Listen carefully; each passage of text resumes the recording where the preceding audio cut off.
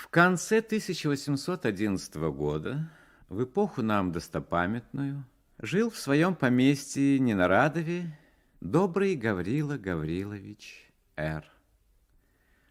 Он славился во всей округе гостеприимством и радушием.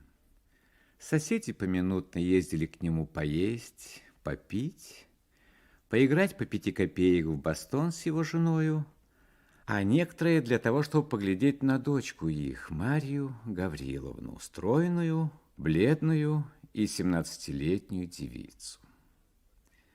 Она считалась богатой невестою, и многие прочили ее за себя или за сыновей. Марья Гавриловна была воспитана на французских романах и, следственно, была влюблена. Предмет, избранный ею, был бедный армейский прапорщик, находившийся в отпуску в своей деревне. Само по себе разумеется, что молодой человек пылал равной страстью, и что родители его любезные, заметя их взаимную склонность, запретили дочери о нем и думать, а его принимали хуже, нежели отставного заседателя. Наши любовники были в переписке, и всякий день видались наедине в сосновой роще или у старой часовни. Там они клялись друг другу в вечной любви, сетовали на судьбу и делали различные предположения. Переписываясь и разговаривая таким образом, они, что весьма естественно, дошли до следующего рассуждения. Если мы друг без друга дышать не можем, а воля жестоких родителей препятствует нашему благополучию, то нельзя ли нам будет обойтись без нее? Разумеется, что эта счастливая мысль пришла сперва в голову молодому человеку, и что она весьма понравилась романическому воображению Марии Гавриловны. Наступила зима и прекратила их свидание, но переписка сделалась тем живее. Владимир Николаевич в каждом письме умолял ее предаться ему, венчаться тайно, скрываться несколько времени, броситься потом к ногам родителей, которые, конечно, будут тронуты, наконец, героическим постоянством и несчастьем любовников, и скажут им непременно: «Дети, придите в наши объятия». Марья Гавриловна долго колебалась. Множество планов побега было отвергнуто. Наконец она согласилась. В назначенный день она должна была не ужинать и удалиться в свою комнату под предлогом головной боли. Девушка ее была в заговоре. Обе они должны были выйти в сад через заднее крыльцо, за садом найти готовые сани, садиться в них и ехать за 5 верст от Ненарадова в село Жадрино, прямо в церковь, где уж Владимир должен был их ожидать. Накануне решительного дня Марья Гавриловна не спала всю ночь. Она укладывалась, увязывала белье и платье, написала длинное письмо к одной чувствительной барышне ее подруги, другой к своим родителям. Она прощалась с ними в самых трогательных выражениях, извиняла свой проступок неодолимой силой страсти и оканчивала тем, что блаженнейшую минуту жизни почтет она ту, когда позволено будет ей броситься к ногам дорожайших ее родителей. Запечатав оба письма тульской печаткой, на которой изображены были 2 пылающие сердца с приличной надписью, она бросилась на постель перед самым рассветом и задремала. Но и тут ужасные мечтания поминутно ее пробуждали. То казалось ей, что в самую минуту, как она садилась в сани, чтобы ехать венчаться, отец ее останавливал ее, с мучительной быстротой тащил ее по снегу и бросал в темное бездонное подземелье, и она летела стремглав с неизъяснимым замиранием сердца. То видела она Владимира, лежащего на траве, бледного, окровавленного. Он, умирая, молил ее пронзительным голосом поспешить с ним обвенчаться. Другие безобразные, бессмысленные видения неслись перед нею одно за другим. Наконец она встала, бледнее обыкновенного и с непритворной головной болью. Отец и мать заметили ее беспокойство. Их нежная заботливость и беспрестанные вопросы: «Что с тобой, Маша? Не больна ли ты, Маша?» раздирали ее сердце. Она старалась их успокоить, казаться веселою, и не могла. Наступил вечер. Мысль, что уже в последний раз провожает она день посреди своего семейства, стесняла ее сердце. Она была чуть жива. Она втайне прощалась со всеми особами, со всеми предметами ее окружавшими. Подали ужинать. Сердце ее сильно забилось. Дрожащим голосом объявила она, что ей ужинать не хочется, и стала прощаться с отцом и матерью. Они ее поцеловали и по обыкновению благословили. Она чуть не заплакала. Пришед в свою комнату, она кинулась в кресло и залилась слезами. Девушка уговаривала ее успокоиться и ободриться. Все было готово. Через полчаса Маша должна была навсегда оставить родительский дом, свою комнату, тихую девическую жизнь. На дворе была метель. Ветер выл, ставни тряслись и стучали. Все казалось ей угрозой и печальным предзнаменованием. Скоро в доме все утихло и заснуло. Маша окутала шалью, надела теплый капот, взяла в руки шкатулку свою и вышла на заднее крыльцо. Служанка несла за ней 2 узла. Они сошли в сад. Метель не утихала. Ветер дул навстречу, как будто сились остановить молодую преступницу. Они на силу дошли до конца сада. На дороге сани дожидались их. Лошади, прозябнув, не стояли на месте. Кучер Владимира расхаживал перед оглоблями, удерживая ретивых. Он помог барышне и ее девушке усесться и уложить узлы и шкатулку, взял вожжи, и лошади полетели.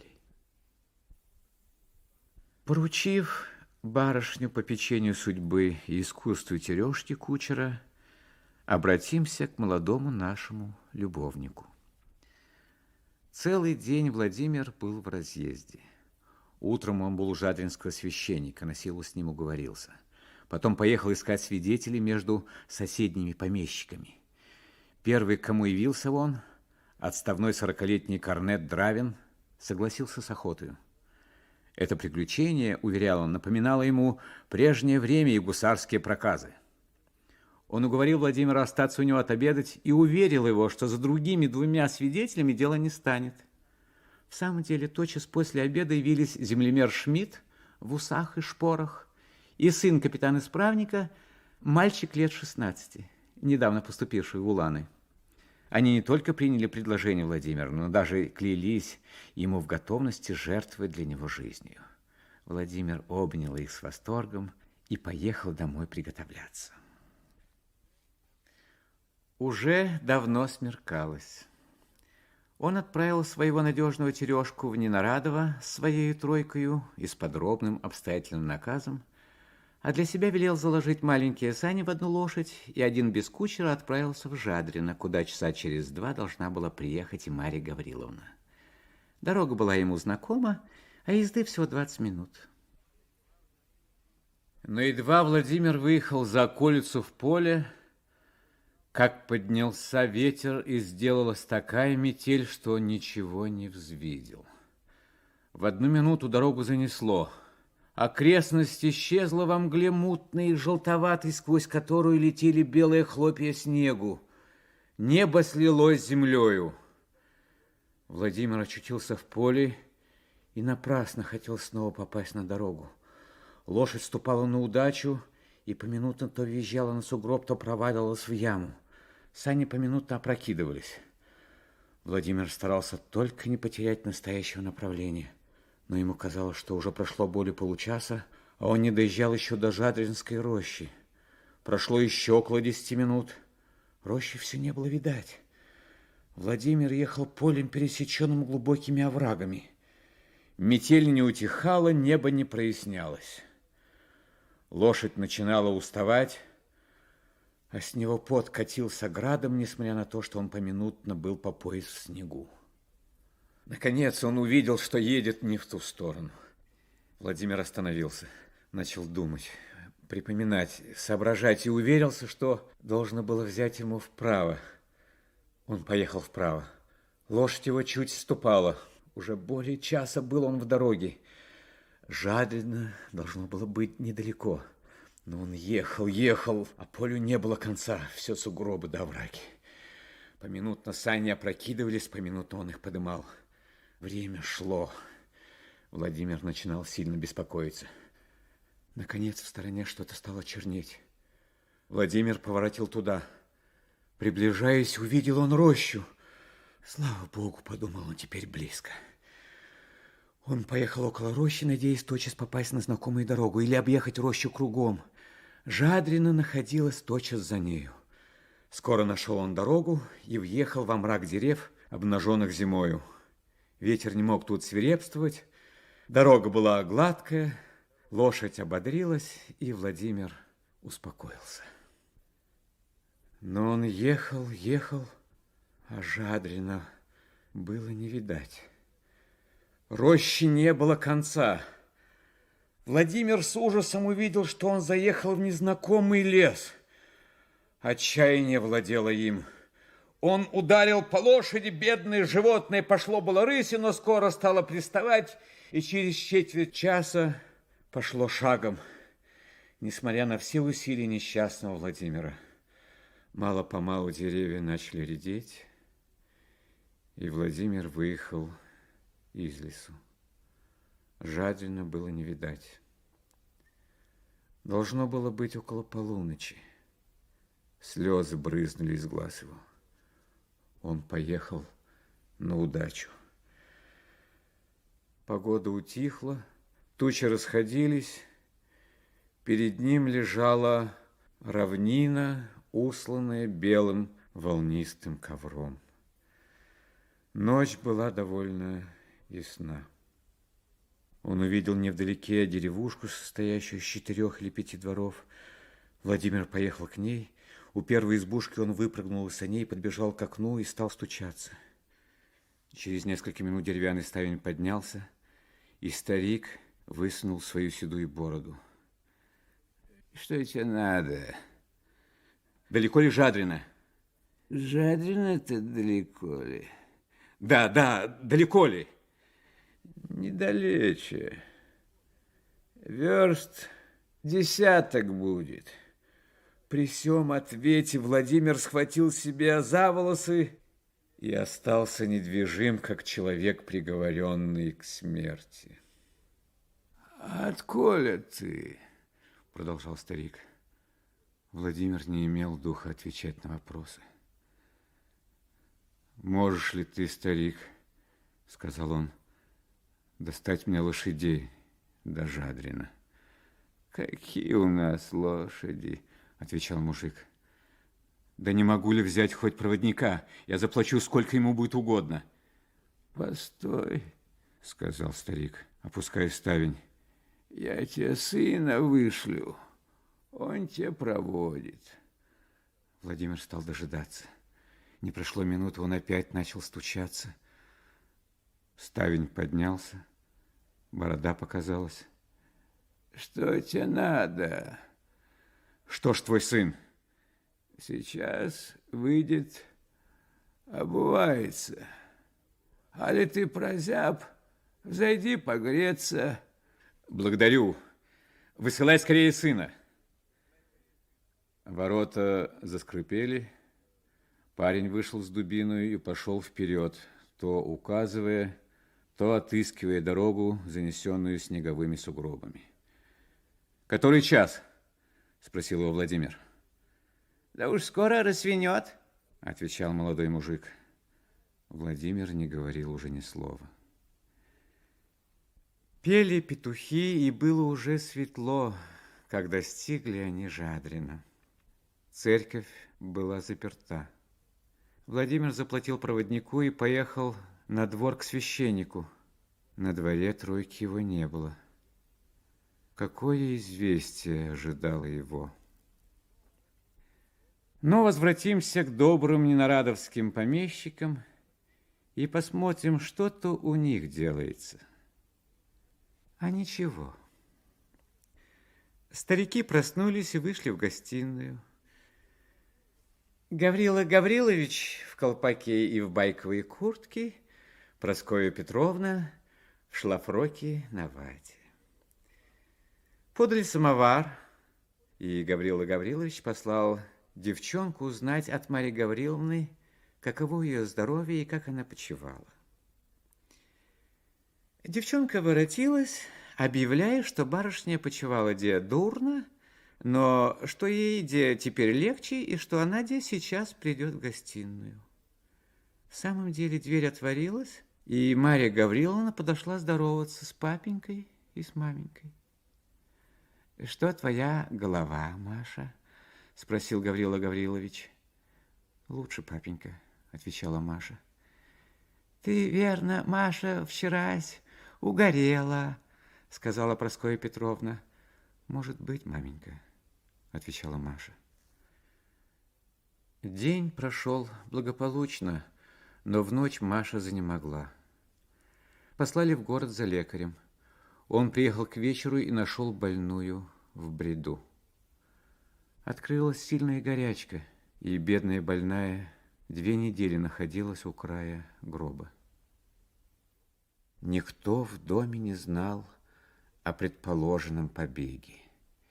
Письма, накануне ею написанные, были сожжены. Ее горничная никому ни о чем не говорила, опасаясь гнева господ. Священник, отставной корнет, усастый землемер и маленький улан были скромны и недаром. Терешка-кучер никогда ничего лишнего не высказывал даже и во хмелю. Таким образом, тайна была сохранена более чем полудюжину из заговорщиков. Но Марья Гавриловна сама в беспрестанном бреду высказывала свою тайну. Однако же ее слова были столь несообразны ни с чем, что мать, не отходившая от ее постели, могла понять из них только то, что дочь ее была смертельно влюблена во Владимира Николаевича, и что, вероятно, любовь была причиной ее болезни. Она советовалась со своим мужем, с некоторыми соседями, и, наконец, единогласно все решили, что, видно, такова была судьба Марьи Гавриловны, что суженого конем не объедешь, что бедность не порок, что жить не с богатством, а с человеком и тому подобное. Нравственные поговорки бывают удивительно полезны в тех случаях, когда мы от себя мало что можем выдумать себе в оправдание. Между тем барышня стала выздоравливать. Владимира давно не видно было в доме Гаврила Гавриловича. Он был напуган обыкновенным приемом. Положили послать за ним и объявить ему неожиданное счастье, согласие на брак. Но каково было изумление ненарадовских помещиков, когда в ответ на их приглашение получили они от него полусумасшедшее письмо. Он объявлял им, что нога его не будет никогда в их доме, и просил забыть о несчастном, для которого смерть остается единой надеждой. Через несколько дней узнали они, что Владимир уехал в армию. Это было в 1812 году. Долго не смели объявить об этом выздоравливающей Маше. Она никогда не упоминала о Владимире. Несколько месяцев уже спустя, нашед имя его в числе отличившихся и тяжело раненых под Бородиным, она упала в обморок, и боялись, чтоб горячка ее не возвратилась. Однако, слава Богу, обморок не имел последствия. Другая печаль ее посетила. Гаврила Гаврилович скончался, оставив ее наследницей всего имения. Но наследство не утешало ее. Она разделяла искренно горесть бедной Прасковьи Петровны, клялась никогда с ней не расставаться. Обе они оставили Ненарадово, место печальных воспоминаний, и поехали жить в Энское поместье. Женихи кружились и тут, около милой и богатой невесты. Но она никому не подавала и малейшей надежды. Мать иногда уговаривала ее выбрать себе друга.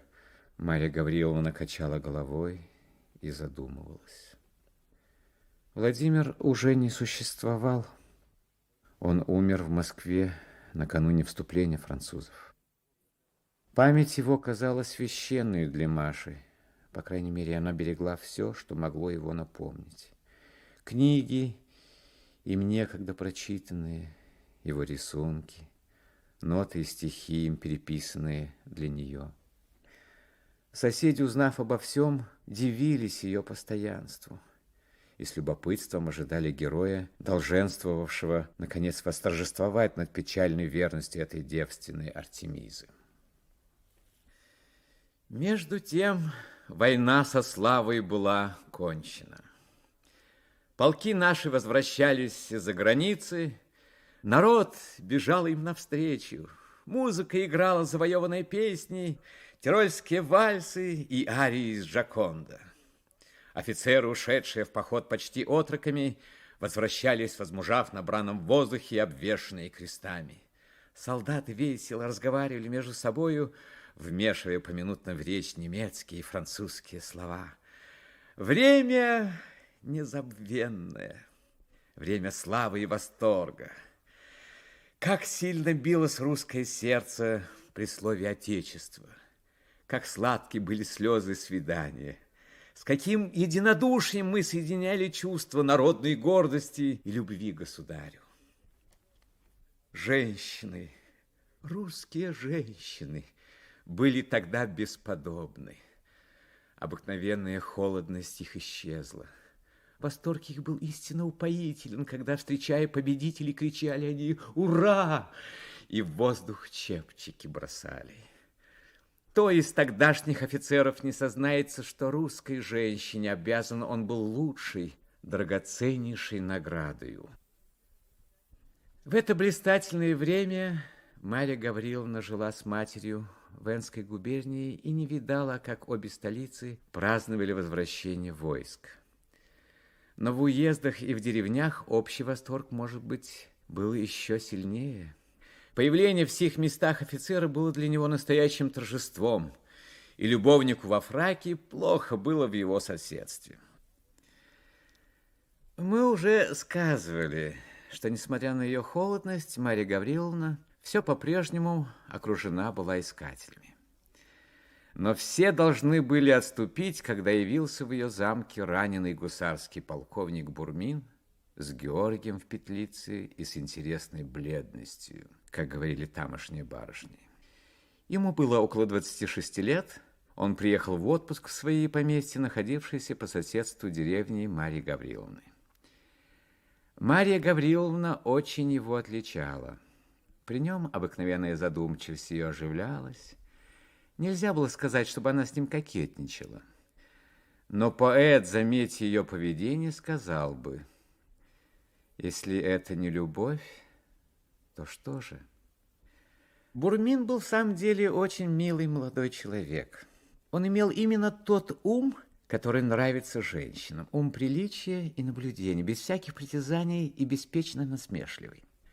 Поведение его с Марьей Гавриловной было просто и свободно. Но что бы она ни сказала или не сделала, душа и взор его так за нею и следовали. Он казался нрава тихого и скромного, но молва уверяла, что некогда был он ужасным повесою. И это не вредило ему во мнении Марьи Гавриловны, которая, как и все молодые дамы вообще, с удовольствием извиняли шалости, обнаруживающие смелость и пылкость характера.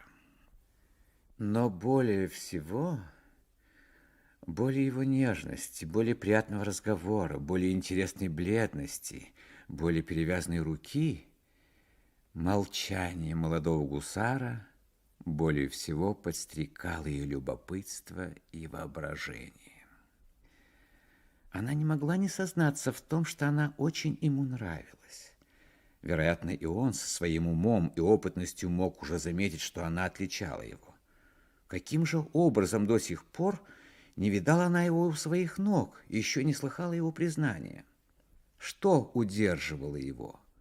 Робость, неразлучная с истинной любовью, гордость или кокетство хитрого волокиты. Это было для нее загадкой. Подумав хорошенько, она решила, что робость была единственной тому причиной, и положила ободрить его большей внимательностью и, смотря по обстоятельствам, даже нежностью. Она приуготовляла развязку самую неожиданную и с нетерпением ожидала минуты романтического объяснения. Тайна, какого рода ни была бы, всегда тягостна женскому сердцу. Ее военные действия имели желаемый успех. По крайней мере, Бурмин впал в такую задумчивость, и черные глаза его с таким огнем останавливались на Марье Гавриловне, что решительная минута казалась уже близка. Соседи говорили о свадьбе, как о деле уже конченном, а добрая Прасковья Петровна радовалась, что дочь ее, наконец, нашла себе достойного жениха. Старушка сидела однажды одна в гостиной, раскладывая гран-пасьянс. Как Бурмин вошел в комнату и тотчас осведомился о Марье Гавриловне. «Она в саду», — отвечала старушка. «Подите к ней, а я вас буду здесь ожидать». Бурмин пошел, а старушка перекрестилась и подумала: авось дело сегодня же кончится. Бурмин нашел Марью Гавриловну у пруда под ивою с книгой в руках и в белом платье, настоящей героиней романа. После первых вопросов Марья Гавриловна нарочно перестала поддерживать разговор, усиливая таким образом взаимное замешательство, от которого можно было избавиться разве только внезапным и решительным объяснением. Так и случилось. Бурмин, чувствуя затруднительность своего положения, объявил, что искал давно случая открыть ей свое сердце и потребовал минуты внимания. Марья Гавриловна закрыла книгу и потупила глаза в знак согласия. «Я вас люблю», — сказал Бурмин. «Я вас люблю страстно». Марья Гавриловна покраснела и наклонила голову еще ниже. Я поступил неосторожно, предаваясь милой привычке видеть и слышать вас ежедневно. Теперь уже поздно противиться судьбе моей. Воспоминание об вас, ваш милый, несравненный образ отныне будет мучением и отрадой жизни моей. Но мне еще остается исполнить тяжелую обязанность, открыть вам ужасную тайну и положить между нами непреодолимую преграду. Она всегда существовала, прервала с живостью Марья Гавриловна. Я никогда не могла быть вашей женою. Знаю, отвечал он ей тихо. Знаю, что некогда вы любили, но смерть и 3 года сетований. Добрая, милая Марья Гавриловна, не старайтесь лишить меня последнего утешения. Мысль, что вы бы согласились сделать мое счастье, если бы... Молчите, ради Бога, молчите. Вы терзаете меня. Да, я знаю, я чувствую, что вы были бы моей, но я несчастнейшее создание. Я женат. Марья Гавриловна взглянула на него с удивлением. «Я женат», — продолжал Бурмин. «Я женат уже 4-й год. И не знаю, кто моя жена и где она, и должен ли я свидеться с ней когда-нибудь». «Что вы говорите?» — воскликнула Марья Гавриловна. «Как это странно. Продолжайте, я расскажу после. Но продолжайте, сделайте милость». «В начале 1812 года, — сказал Бурмин, — я спешил в Вильну, где находился наш полк. Приехав однажды на станцию поздно вечером, я велел было поскорее закладывать лошадей, как вдруг поднялась ужасная метель, и смотрители и ямщики советовали мне переждать. Я их послушался, но непонятное беспокойство владело мною. Казалось, кто-то меня так и толкал. Между тем метель не унималась. Я не вытерпел, приказал опять закладывать и поехал в самую бурю. Ямщику вздумалось ехать рекой, что должно было сократить нам путь 3 верстами. Берега были занесены, Ямщик проехал мимо того места, где выезжали на дорогу, и таким образом мы очутились в незнакомой стороне. Буря не утихала. Я увидел огонек и велел ехать туда. Мы приехали в деревню. В деревянной церкви был огонь. Церковь была отворена, за оградой стояло несколько саней, по паперти ходили люди. «Сюда, сюда!» – закричало несколько голосов. Я велел ямщику подъехать. «Помилуй, где ты замешкался?» – сказал мне кто-то. «Невеста в обмороке, поп не знает, что делать. Мы готовы были ехать назад. Выходи же!» Я молча выпрыгнул из саней и вошел в церковь, слабо освещенную 2 или 3 свечами. Девушка сидела на лавочке в темном углу церкви, другая терла ей виски. «Слава Богу, — сказала это, — на силу вы приехали, чуть было вы барышню не уморили». Старый священник подошел ко мне с вопросом: «Прикажете начинать?»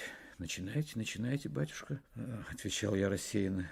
Девушку подняли, она показалась мне не дурна. Непонятная, непростительная ветреность. Я стал подле нее перед налоем. Священник торопился, 3 мужчин и горничная поддерживали невесту и заняты были только ею. Нас обвенчали. «Поцелуйтесь», — сказали нам. Жена моя обратила ко мне бледное свое лицо. Я хотел было ее поцеловать. Она вскрикнула: «А это не он, не он!» и упала без памяти. Свидетели устремили на меня испуганные глаза. Я повернулся, вышел из церкви без всякого препятствия, бросился в кабинку и закричал: «Пошел!» «Боже мой!» — закричала Марья Гавриловна. «И вы не знаете, что сделала с бедной вашей женою?» «Не знаю», — отвечал Бурмин. «Не знаю, как зовут деревню, где я венчался. Не помню, с которой станции поехал. В то время я так мало полагал важности преступной моей проказе, что, отъехав от церкви, заснул и проснулся на другой день поутру на 3-й уже станции. Слуга, бывший тогда со мною, умер в походе, так что я не имею и надежды отыскать ту, над которой подшутил я так жестоко, и которая теперь так жестоко отомщена». «Боже мой!» — сказала Марья Гавриловна, схватив его руку. «Так это были вы, и вы не узнаете меня?» Бурмин побледнел и бросился к ее ногам.